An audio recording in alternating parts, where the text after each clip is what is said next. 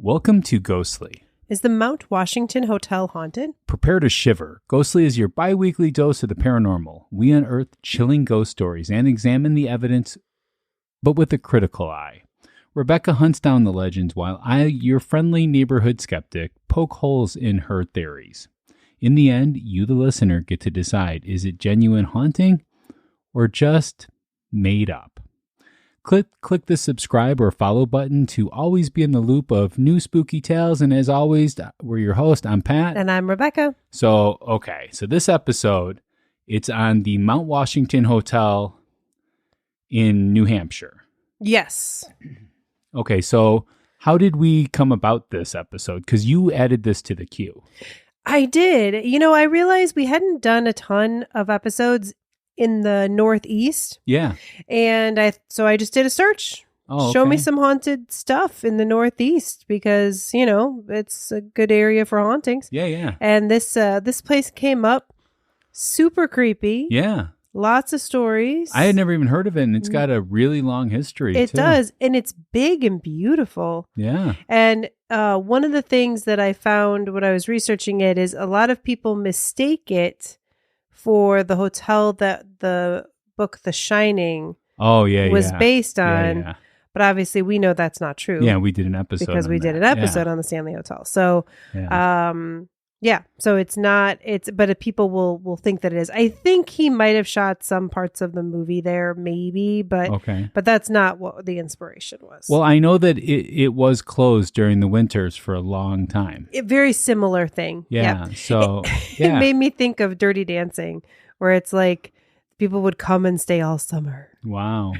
What kind of ghost stories are associated with it? Just kind of like, do they hear things? Do they see things? Do they what? All of the above. They smell things. Ooh. They feel things. They hear things. There's one particular ghost that is the one. But, you know, there's all sorts of paranormal activity going on in this place. All right. So. Well, we're going to get into it in just a few. First, this is the part where we would do shout outs. We want to encourage you to get a shout out on Ghostly. It's a cool way to have your name mentioned on a podcast you already listened to.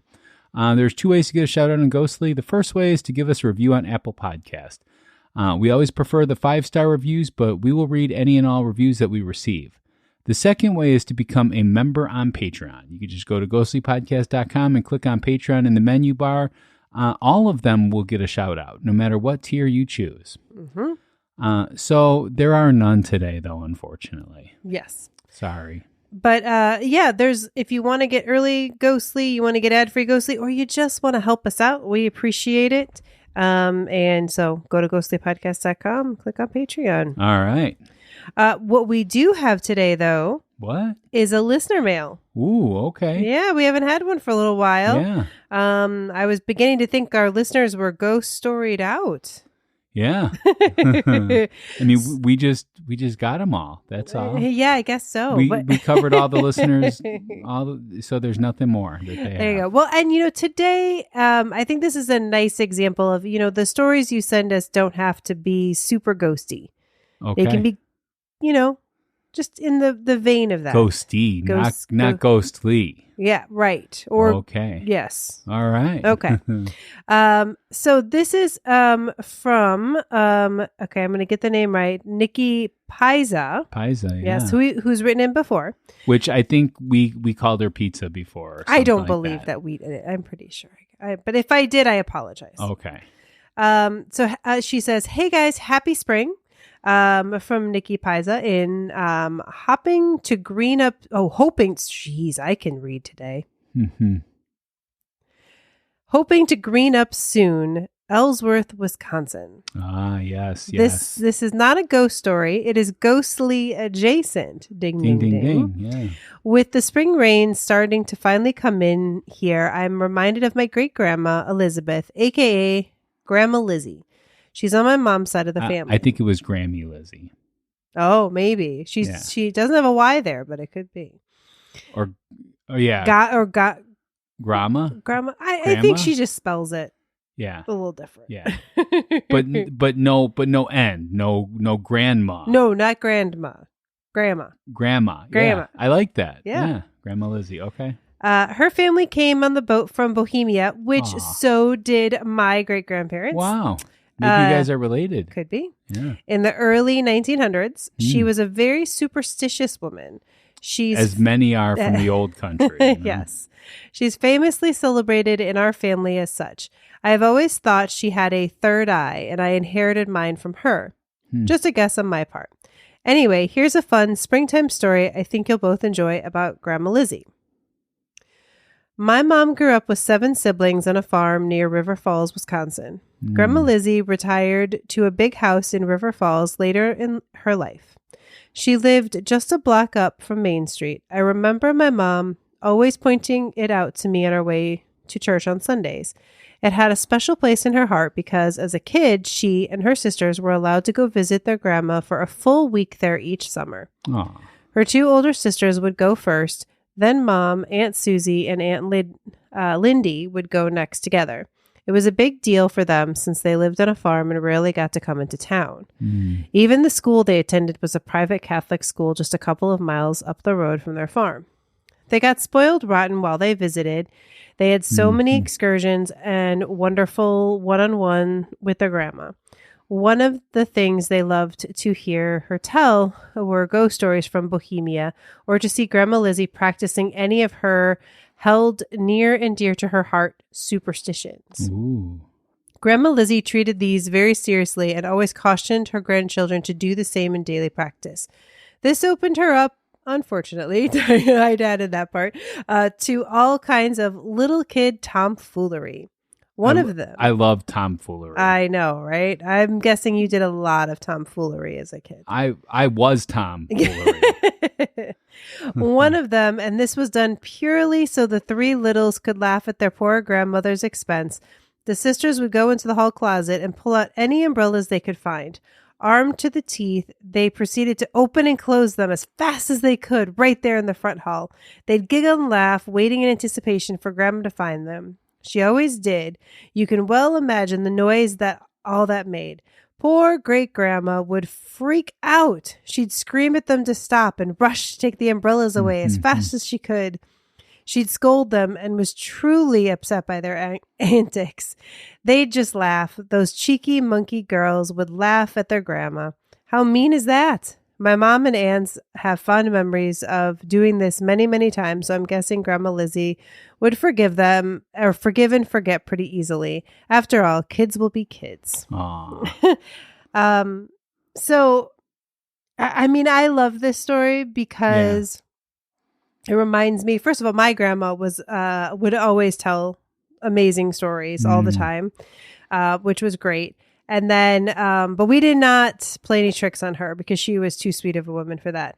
But my brother and I would play tricks on my mother. Wow. A lot. And we found it very funny. She did not. Well, my grandma came from Lithuania and she didn't speak much English, but she tried her hardest and she would talk to every person that she came across in her walks, in going to the grocery store and anything. And it would often take hours to get through like a grocery store or to get through like a department store or something like that because she needed to talk to every single person. Oh, that's awesome. Yeah.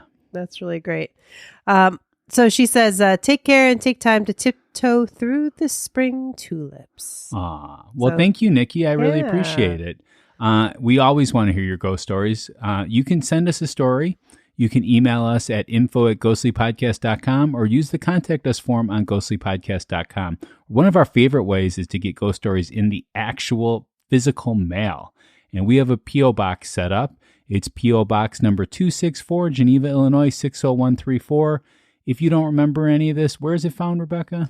They can find all that information at ghostlypodcast.com. At the bottom of the page on the footer, there's all that information. Yeah, the cool right kids there. call it the footer, I think. Yeah. So I do want to say something, not about this great story, by the way, but I do want to say something. Some people might be expecting our Skeptics Day episode in this particular one. Yes, it is that time of year. The thing is, I have a lot of joy in my heart right now, and because I've went through some major life changes and stuff like that over the last year, so I don't have it in me yet. I'm sorry. You know, I mean, it's great to be all jokey and stuff like that. I usually, you know, try to poke fun during these Skeptics Day episodes, and I find them to be a lot of fun. I just haven't been able to think of one yet. So, but I have an idea of something else we could do instead. Maybe Skeptics Day would return next year or something. So we'll see. It might be something coming at some point. Yeah, I think yes, we've got some different things. We talked about some things. Yeah. So we'll see what we get. Yeah. Yeah. Now that was you trying to distract us, I'm guessing, from our next topic, which is the polls from the last episode. It's always the polls. Why? So in our last episode, we had Mondo on. And we talked about the Manteno State Hospital. And he had a song, even though he didn't have a song when he started. Is that ghostly? Did the ghost possess him to make that song? He always comes up with one in the end. He does, yeah. But for this one, we had yes of 46% and no of 54%. Okay, well, I squeaked by a little bit then. You did. I think part of it's because, you know, it's not there anymore. They keep tearing down the building, so things are dissipating. Yeah, I mean, some of the stories were, you know, interesting, though, I would say. I just, you know, it doesn't seem like the most ghostliest place that we've talked about. But the overall rating was 4.2, which is pretty high for, you know, for an episode where the skeptics won. I mean, I think the people that believed really did believe. Yeah. And maybe the skeptics believed a little bit. I don't know. Usually that's not the case, though. Skeptics usually are zeros or ones for this particular thing. Let's move on to our ghost story. You ready for one? I am ready. Okay, let's do it.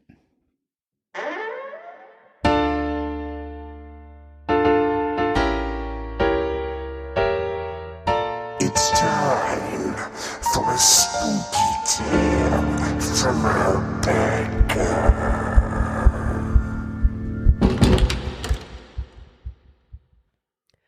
I had always been skeptical about ghosts. That is, until the night I stayed at the Omni Mount Washington Hotel. I was in town for a work conference, and despite its grandeur, the hotel's history fascinated me more than its luxury. Guests whispered of a spectral presence lingering in room 314. I hadn't requested that room, but fate, or something else, put me there. The moment I stepped inside, I felt it. The air was thick, the kind of heaviness that settles in old places steeped in memory. The chandelier flickered as I set my bag down. Just old wiring, I told myself. That night, I drifted into a restless sleep, only to be awakened by a whisper. A woman's voice, low and melodic, brushing against the edges of my consciousness. I sat up, heart hammering. Then I saw it. A figure stood at the end of my bed, bathed in soft golden light. She wore a flowering white gown, her dark hair pinned in an elegant style. Her face was pale, almost luminous, and her eyes, deep, soulful, locked onto mine. I wanted to speak, to ask her why she was here, but my throat tightened. Then, as quickly as she had appeared, she was gone. The only trace of her presence was the faint scent of lavender lingering in the air. I barely slept the rest of the night. When I told the concierge in the morning, he simply smiled and nodded. "You're not the first," he said. "Lady Carolyn likes to check in on her guests." I left the hotel that day with a story I never expected to believe, until I lived it. Wow. I feel like you started being skeptical about ghosts because of me there at the top. I mean, you know, a lot of people, when they tell their stories, that's what they say. It's like, okay. When I went in, I didn't, believe. And then this thing happened to me. And also, too, it wasn't just Lady Caroline. It was Princess Carolyn. Well, I didn't want to step on your history. Yeah. We're going to get there. So, well, I just gave a little hint of what's to come. A little spoil.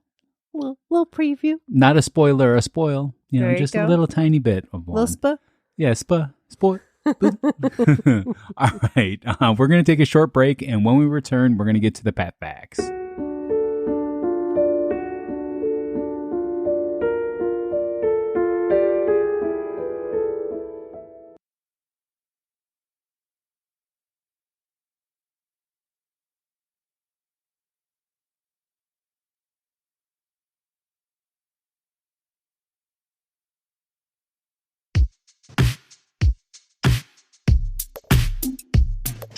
Pets, facts, from a skeptic point of view. Pets, facts, keep presenting all to you. Pets, facts.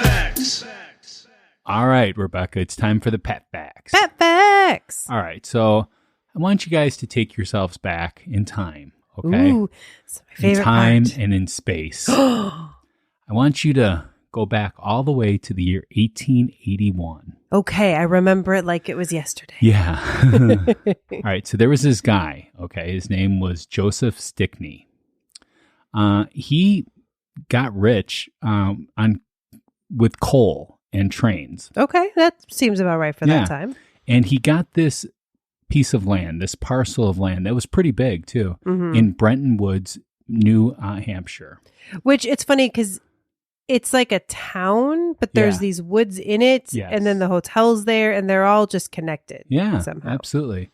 It included a place called Mount Pleasant House. Doesn't that sound nice? Yeah, it does. And he got plans going there. Okay, he has started ideas. thinking about things. All right. So fast forward now to 1890, just a few years later. Okay. Joseph was thinking, you know what this place needs? Something grand, right? Because it was a very grand plot of land there.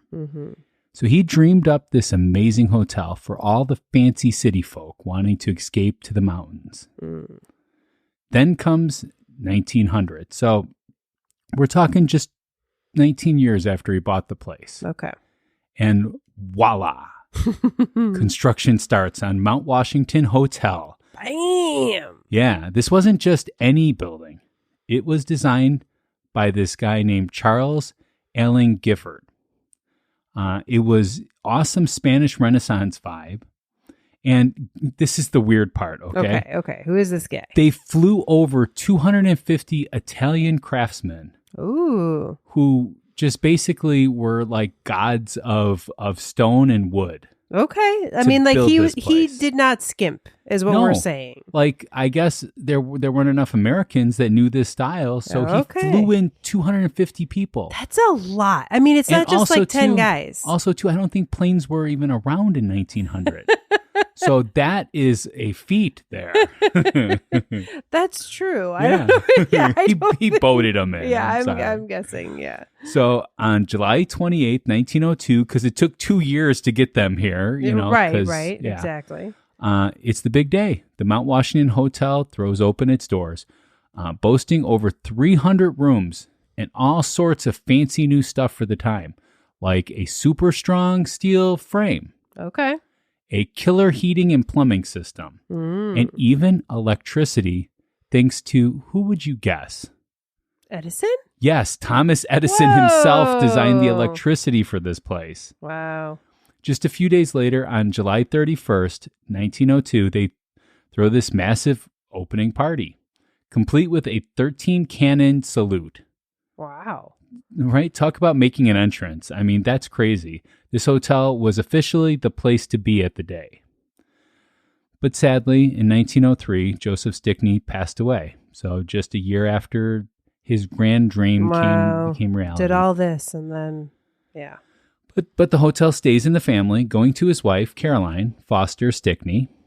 Then in 1908, so 5 years later, respectable amount of time, right? Yes. Caroline becomes a real-life princess. Ooh. Because she married this French prince, Jean-Baptiste Marie de Fausigny-Lucin. I don't know. That was pretty good, I feel like. But even with a royal title, she keeps her hands on the reins of the hotel, so she still stayed there. I mean, this place is awesome. Like, you know, so yeah, I get it. A princess owned this place. That's crazy. Yeah. So by 1915, they add even more swank with a gorgeous 18-hole golf course designed by legendary Donald Ross. Now, you can relax in style and tee off whenever you want to. Nice.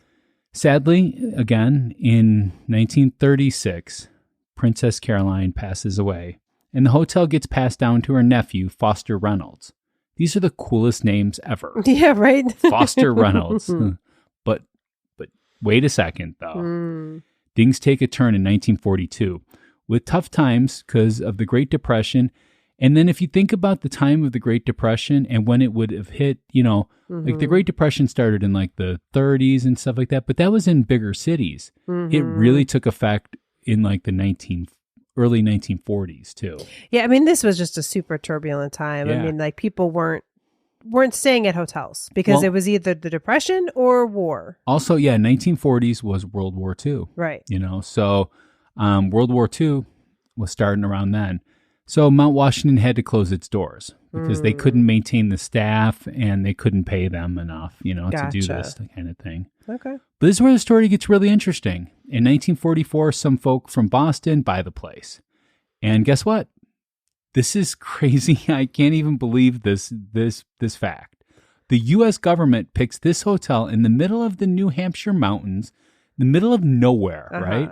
A place that had been closed for 2 years. Yeah. To host this super important meeting called the Bretton Woods International Monetary Conference. So I read a little bit about this. I guess I didn't realize it was connected to this conference, but that like the government basically was like, listen, you got to go get this hotel looking good for this thing. And they're like, if it doesn't move, paint it. Basically they were just like, if it's not broken or whatever, and so they just tried to like make everything look like it was okay, even if it wasn't. But they unfortunately painted over a lot of like really nice fine parts art of it, and stuff, even some Tiffany glass. So from July 1st till the 22nd of 1944, big wigs from 44 allied nations gather at Mount Washington. And this is like we've talked about a lot of events. This shaped the U.S. and the world to come. Yep.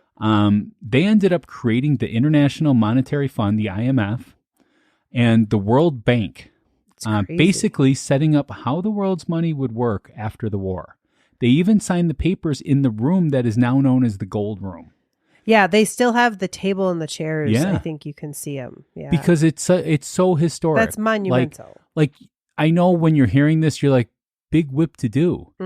But seriously, this is what brings us out of the depression and makes sure that we don't have a depression for a while after that. I mean, we have financial woes and stuff like that from time to time, but this, if it wasn't for this, we would be desolate right now. Absolutely. So after all that excitement, the hotel gets a big makeover and reopens to the public in 1947. In 1955, a family from Philadelphia, the Fleischers, they buy the hotel and run it for the next 15 summers. Notice I'm saying summers. Then in 1969, a company called the Mount Washington Development Company buys the whole shebang and adds the Bretton Woods ski area, bringing the whole original Stickney estate back together. By 1975, another company, the Bretton Woods Corporation, takes off. But the cool history doesn't stop there. In 1978, the Mount Washington Hotel gets officially recognized as a big deal by being listed in the National Register of Historic Places. And in 1986, it gets an even bigger stamp of approval by becoming a National Historic Landmark. Even the nearby Brenton Arms and gets in on the action. In 1991, some local New Hampshire folk who care about its history form a partnership to buy the hotel and keep it going strong. And then in 1999, for the very first time, so you would think when they added the ski lodge, right? It would have done this. I was assuming that that's what that meant. Yeah, so we are talking 21 years after. Mount Washington Hotel decides to stay open through the winter. It becomes a year-round playground. Wow. In June of 2006, a company called CNL Lifestyle Properties buys the resort and starts doing some major upgrades and adding even more cool stuff. Finally, December 2015, the awesome Omni Hotels and Resorts. I'm not sure if you've ever heard of those people before, but they have some really big hotels. They've been managing the place since 2009. They officially buy it. And that brings us to today. Now it's called the Omni Mount Washington Resort because they bought it, so they get to name it then. It's still going strong, though. A super fancy and historic place that blows people away with its beauty, its amazing location, and all the incredible stories that it holds. It's all thanks to the original vision of that Joseph Stickney and the world-changing conference that put it on the map.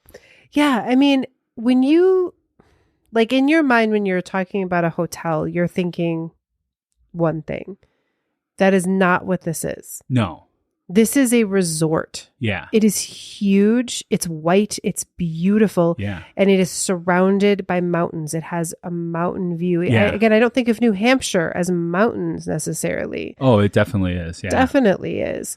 It's gorgeous. I definitely would love to go. Yeah. Yeah. Here is some famous visitors. You might have heard of a couple of them. I'm not sure. First of all, we already talked about Thomas Edison. There you go. What about Babe Ruth? Have you ever heard of that guy? Yes. Joan Crawford, Princess Margaret, Vladimir Horowitz, Carl Sandburg, Alfred Hitchcock. Wow. Joseph P. Kennedy, Oh. John D. Rockefeller. And then how about the U.S. presidents that have stayed there? I don't know, John Adams, Thomas Jefferson, James Monroe, James Madison, John Quincy Adams, Franklin Pierce, Dwight D. Eisenhower. I mean, I'm sure there's a lot more, but those are just some that I found. Interesting. That have stayed there. By the way, too, when people would stay there in the early days, they would stay there the whole summer, too. It was one of those kind of places. Like if you ever watched like Dirty Dancing. Yeah, no, that exactly. Yeah. That's what it makes me think of. Yeah. And nobody puts Dwighty in the corner, okay? All right, you have anything to add, Rebecca? I have a couple of things. Yeah, I saw that. Let's see here. So there are hidden passages that are there, of course. I'd be surprised if there wasn't hidden passageways. Exactly. So people, so here's the thing. So you talked about how they would stay for the whole summer. So what would happen is the rooms are kind of weird. Yeah. Because they would not just be like mom, dad, kids. It would be like the parents, the kids, the grandparents, and their servants. Yep. Would come. So there'd be like multiple rooms. Yeah, you'd have a whole section. You'd have a whole thing. Yeah. And so I think the passageways were probably having to do with those servants, that they probably could get around and stuff like that. And then this, I don't know if this is true, but I saw it. And so I'm sharing it. Okay. Okay. I didn't verify it, anywhere else, but that the hotel staircases have a particular architectural feature. Each flight to the second floor has a different number of steps. This unusual design was intentional, meant to confuse ghosts. Oh. The varying staircases follow an old Italian, which makes sense with who built it, superstition. Oh, and that ties it back to our letter today. Oh, yes. Yeah. Also that superstitions. Yeah. Yep. That guests often count steps. Ghosts probably do too. Wondering if they'll encounter something supernatural. This unique feature adds to the hotel's mysterious charm. So, yeah, I mean, it's kind of interesting. Like there's just these little kind of ghostly ding, ding, ding features that make it a spooky place. I don't know if they're ghostly features so much as, I mean, that is weird unless it's kind of not on level ground, to have different, like you'd have to have different size stairs and that would be really awkward. Well, I mean, like that, where I work, we have that, there's some places where the stairs are more because it's a smaller space and other times. Interesting. Yeah. All right. Well, I guess that's it for the episode then, since there's no ghost stories. There is so much. What? Ghost stories. How's there ghost stories? This seems like a very nice place. Pleasant. It is a nice place, but there are ghosts. All right. Well, we're going to take a short break, and then when we return, Rebecca's going to explain that there's ghosts there.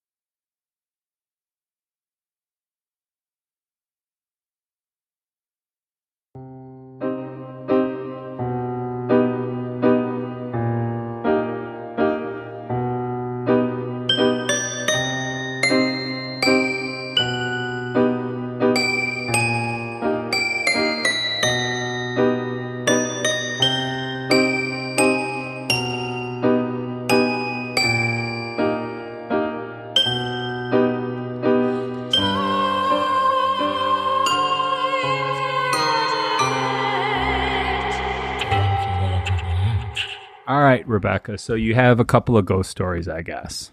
Yes. All right. It's time. Okay. So we're just time for a debate. Time for a debate. We're going to start off with a story I found on Reddit. Okay. This is from 2020. Because Reddit is always accurate. Always. Yeah. The username DSRI74. DSRI74. There you go. We'll link to it, of course. Okay, so he says, my wife and I stayed in the hotel for our 15th anniversary last year. Oh, that's nice. And the story we got to take away is the one I'm about to share. Okay. We stayed in one of the hotel's corner vista rooms. Ooh. Phenomenal views, but they are located at the end of long hallways. Mm-hmm. My wife and I... As a corner would be. As a corner would be. Yeah.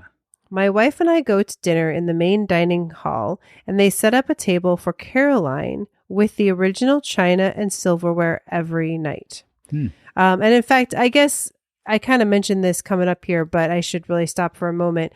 So they don't really say anything about John haunting the hotel. It's all Caroline all Princess day. Caroline. Princess Caroline is the one. Because I think John, he only was alive for a year, when it was built. With the hotel. I wonder with the house. I wonder if the house is still even there. Yeah, that I don't know. Probably not. But, but Caroline spent a lot of time there. Yeah. And so she didn't pass away there, but it was a favorite place of hers. Yeah, okay. So so pretty much that's the main one. Now there's other, things that happen in other places, but she's kind of the main thing.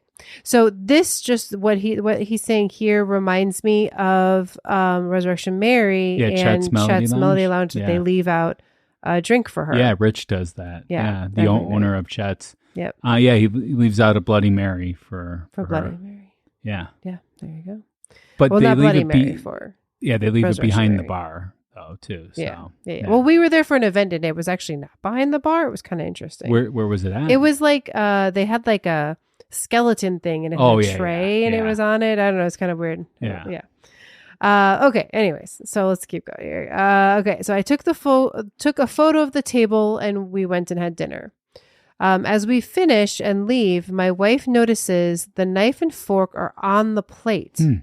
We mentioned it to the hostess, who immediately tells the manager next to her that she did see the silverware move.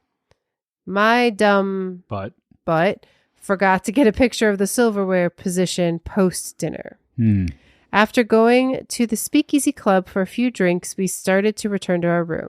But in the hallway, halfway down the floor, there is a huge white mist. Its form becomes somewhat more human-like as I fumble and drop my phone. It tilts what would be its head to us and then vanishes into the room.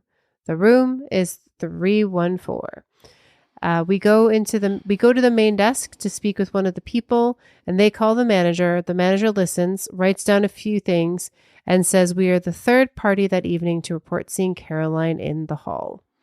So like many places that we've covered, they have like a book where they keep track of all the paranormal sightings people report. Well, my only thing about this is if it happens so often and like 3 people saw it that day and we don't have any photographic evidence, we don't have any video evidence, we don't have anything. And this was in 2020 that he wrote this, so I'm assuming it was close to that time, you know. Even if it was 5 years before, we still have camera phones. We still have the ability to do that. Well, he dropped his phone and then she was gone. But there's 2 other people that reported it too that day, and nobody gets anything. Nobody's ever gotten any proof of this. There is a picture. Yeah.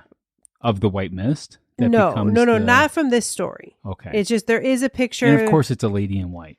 There is a lady in a Victorian dress in a window. I didn't include it in the evidence because I feel like with a podcast, sometimes the pictures, it's a little difficult. Yeah. And it is just one. And I don't know.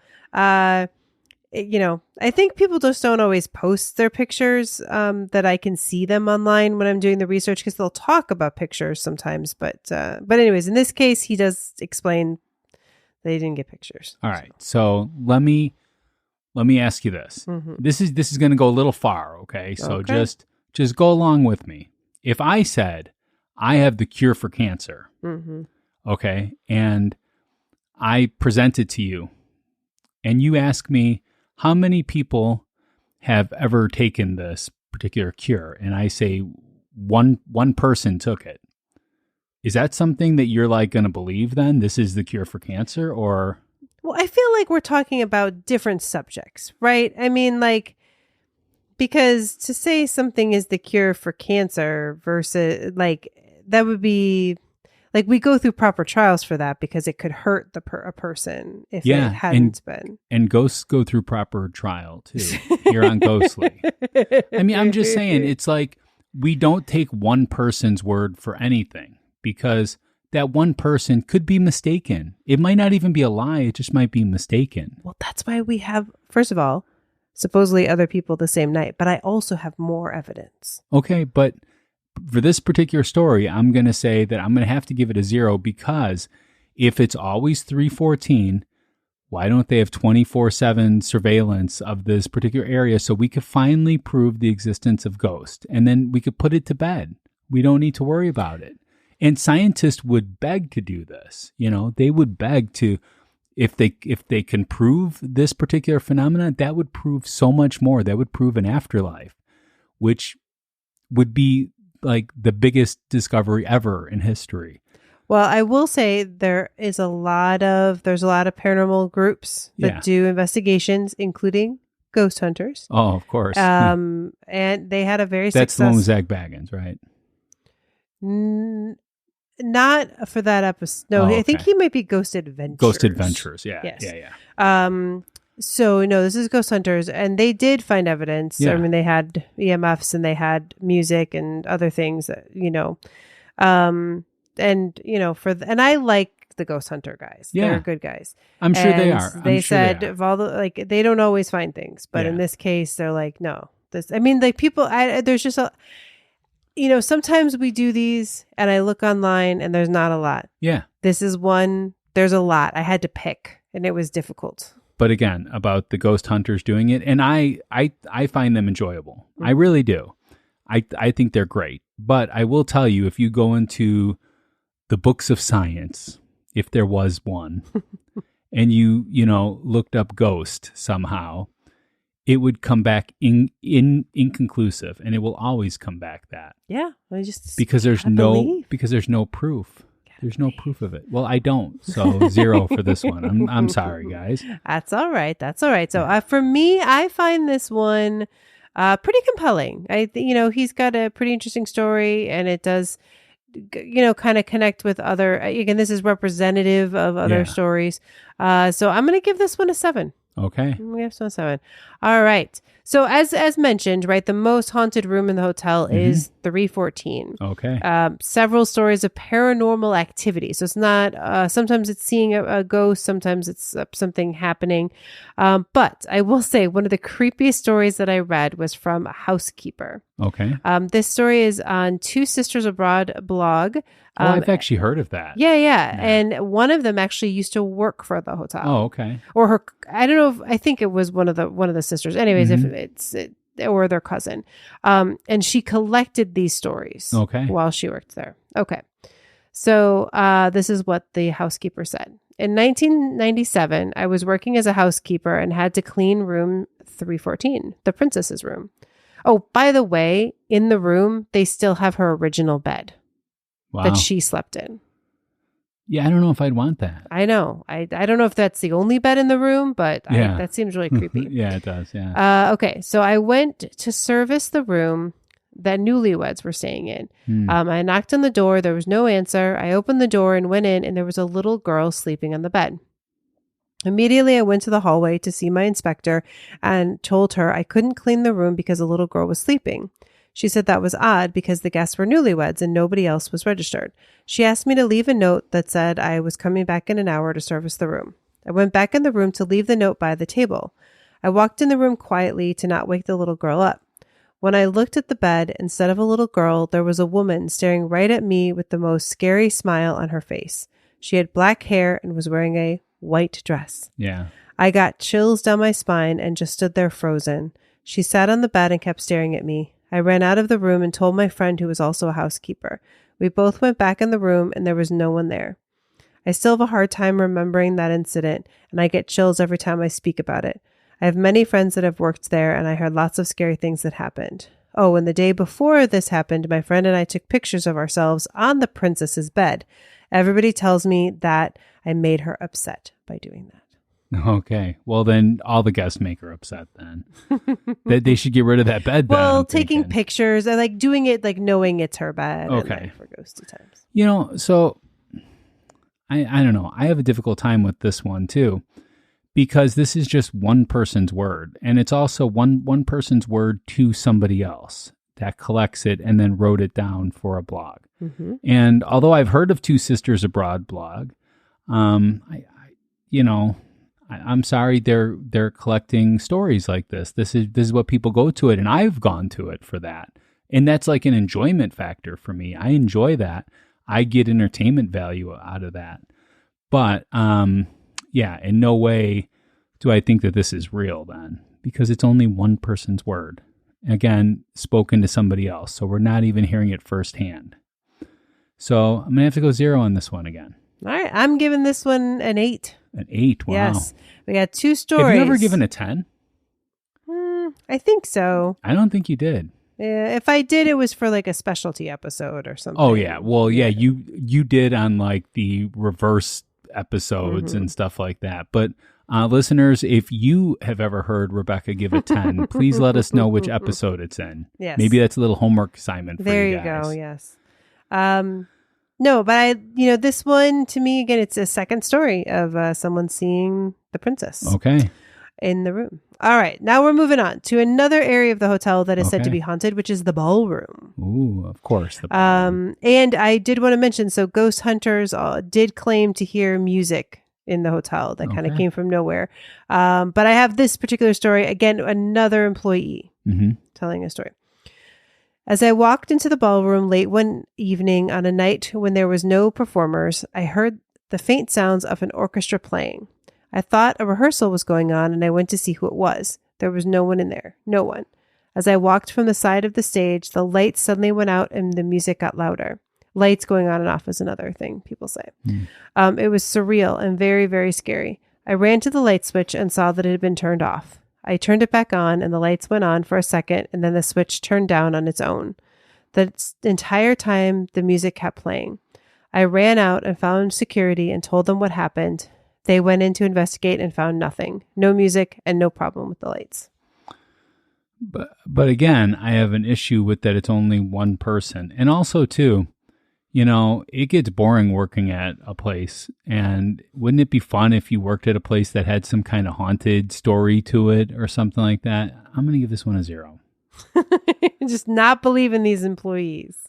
No, I mean, I want more than just one person to have seen it. I also want it to be like, if there is a particular area that they always see stuff in, I want that to be documented somehow as far as pictures and physical evidence, because obviously this is a hot spot for the ghost, right? So then get the ghost, get them on camera or something, prove it to the world so that we can think of how that would make people feel that have lost loved ones, that their loved one lives on, Well, again, sometimes it's not always easy to catch.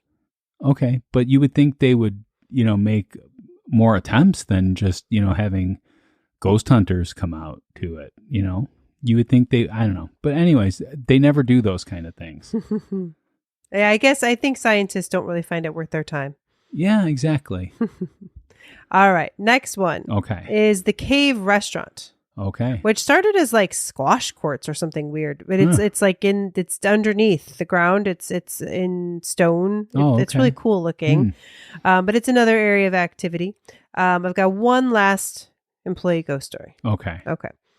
I had a few experiences, but this is one that stands out the most. A few summers ago, I was bartending in the Cave Hotel bar. It was just after we opened, and I was standing on the side of the bar. No one was near the other end of the bar. The only people in the room were me, the other bartender, and two guests that were standing and chatting with. All of a sudden, we heard a loud thud at the opposite end of the bar, and a stack of teacups and saucers we had stacked underneath the bar came flying out at least 4 feet and smashed all over the place. No doubt in my mind, there was a spirit in the room. The guests we were chatting with quickly finished up the conversation and left for the night. They never came back for a drink. Again, things moving on their own, very common thing that people talk about. Yeah. I didn't include it, but like they say in like the princess room that the drawers will open themselves, for example. Yeah. But I wonder, this one has multiple people, right? But also too, it has something that just seems like it could happen from some physical thing happening there or something like that, especially being like underground or something. Maybe there was some ruckus above, and I like using the word ruckus.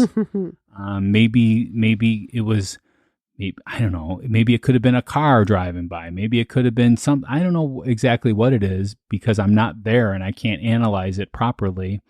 But I would say that this sounds like something that happens that people get scared and blame on ghosts. It's like when Neil thought that I saw a cell phone fly across the room when it just dropped a foot in front of the person. Again, you tell that story a little differently now than you did when you first came out. I did not tell that story differently then. It was on a leather couch.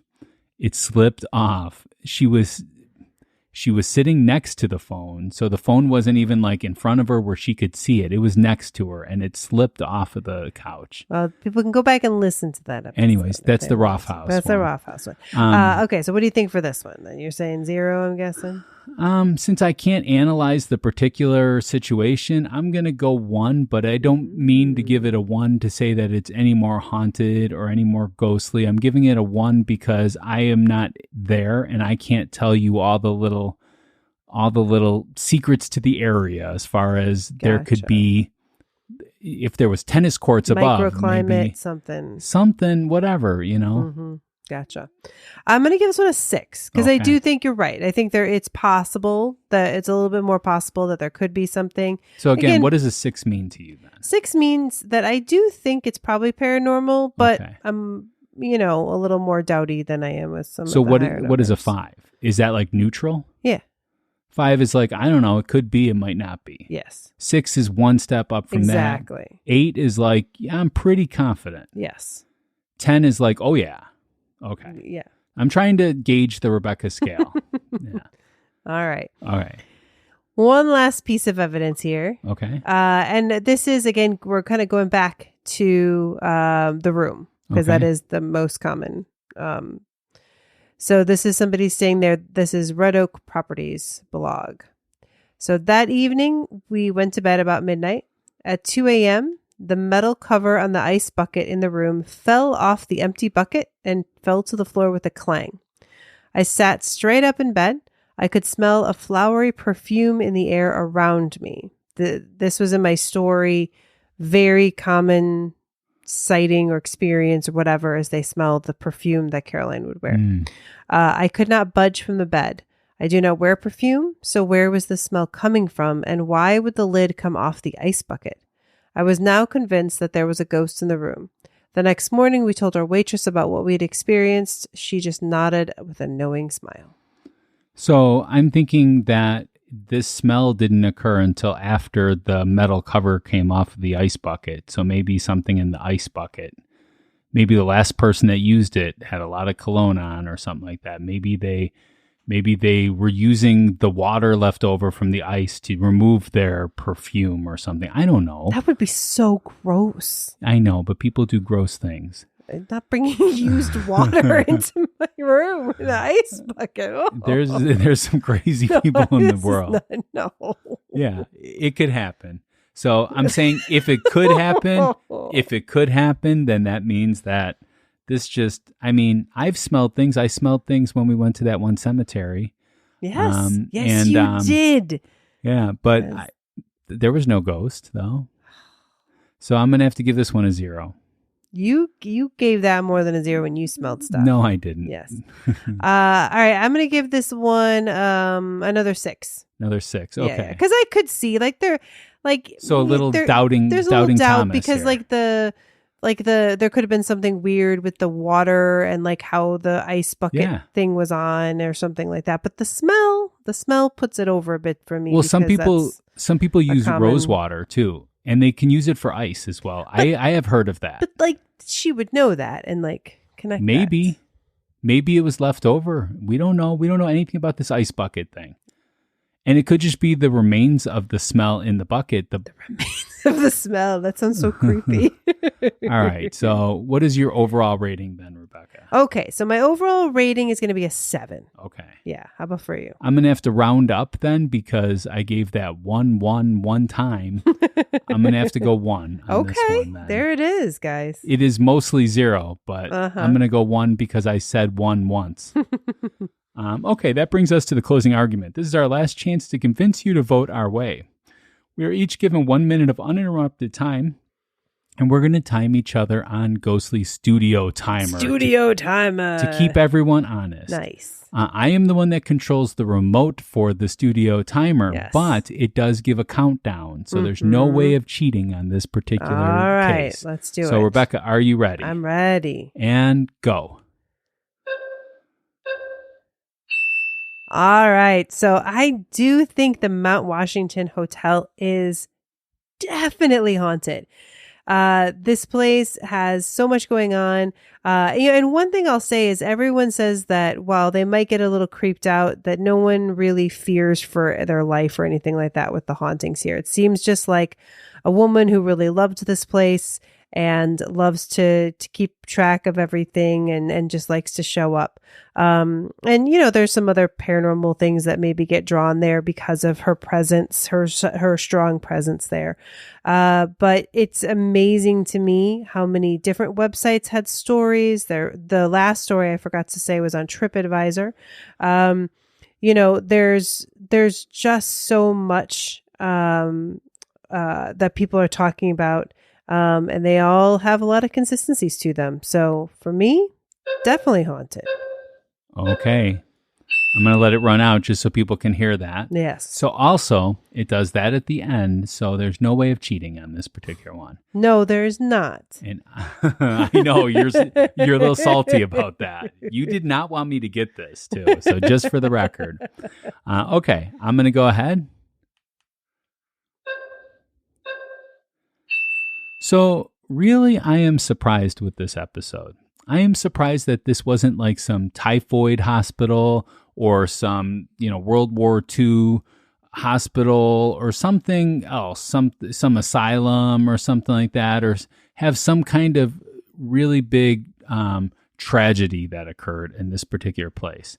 I'm sure like every hotel, people have passed away there, but it's no more than any other place. And even though it's got a long history, it seems a pleasant place and people enjoy going there. It gets great reviews on TripAdvisor. I'm really surprised that even the person that haunts the place supposedly didn't even die there. So I don't think this is haunted at all.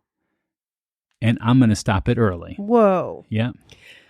No, it's a pleasant place. It looks like a great place to stay. There's a huge veranda out front and everything. And yeah, even if you do experience anything, it's usually not anything creepy. And by the way, I want to start something new. If you visited the places that we've gone to, write us. Please. I want to hear about it. And we can talk about that in our next episode. We would love to share that. Especially if you have photos and stuff like that. We would love to post those and stuff. So, and we would give you all the credit in the world.